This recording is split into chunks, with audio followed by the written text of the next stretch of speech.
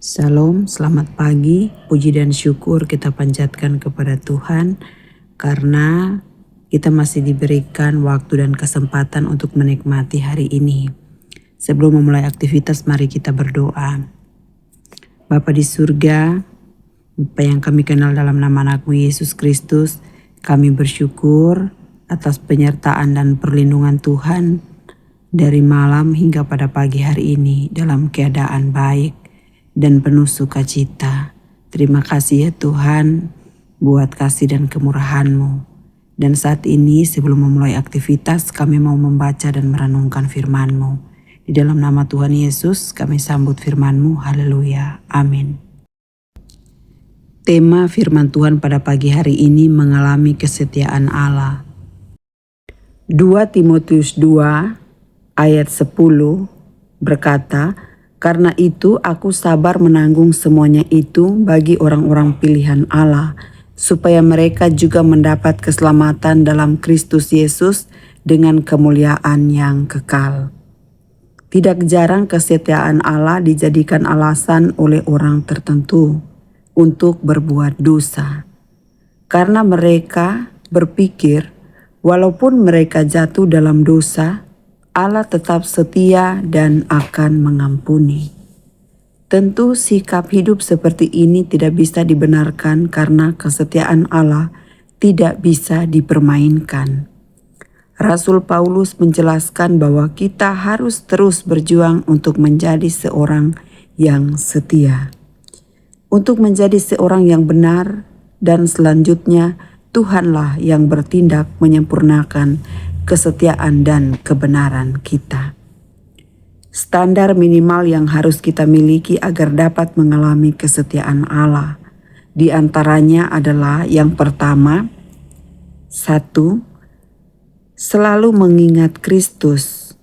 Mengingat kasih karunia Allah yang telah dinyatakannya di dalam Kristus melalui kematian, kasih, kebaikan, dan segala hal yang sudah Kristus kerjakan bagi kita. Dengan mengingat segala kebaikan Tuhan, menjadikan kita semakin kuat meskipun kita sedang dalam masalah besar. Kedua, selalu siap menderita untuk Injil. Alkitab mencatat, pemberitaan tentang salib adalah kebodohan bagi dunia. Itulah sebabnya kalau kita hidup dalam Injil dianggap sebagai kebodohan. Namun satu hal yang harus kita pahami bahwa tidak semua penderitaan itu disebabkan karena salib. Tetapi bisa juga karena kesalahan kita sendiri. Kalau karena itu kita menderita, kita harus segera memperbaiki diri atau bertobat. Ketiga, tetap hidup dalam kesabaran. Salah satu penyebab kita tidak mengalami kesetiaan Allah adalah karena ketidaksabaran kita. Alkitab mencatat orang yang sabar melebihi pahlawan. Artinya orang yang sabar pasti akan meraih kemenangan atau mengalami kesetiaan Tuhan. Yang keempat, terus bertekun di dalam Kristus. Bertekun artinya terus berjuang sampai bisa mencapai target, yaitu menyenangkan hati Tuhan, menjadi dewasa dan menjadi berkat buat orang lain. Jadi, seorang yang bertekun adalah orang yang tidak cepat menyerah, tidak mudah putus asa, dan tidak mudah mundur. Seorang yang bertekun sadar bahwa ia punya target, karena itu ia terus berjuang sampai pada akhirnya.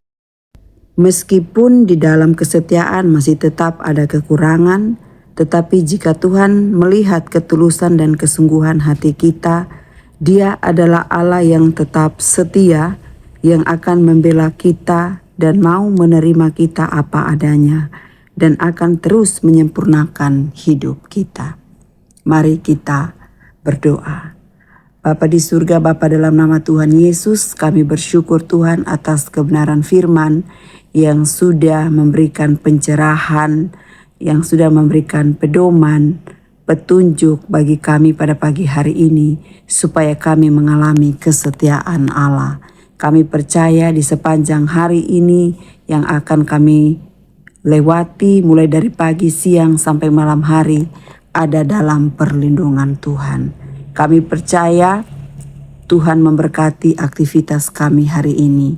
Tuhan berkati keluarga kami, pekerjaan kami, dan apapun juga yang kami kerjakan hari ini. Hanya di dalam nama Tuhan Yesus kami berdoa dan bersyukur. Haleluya. Amin.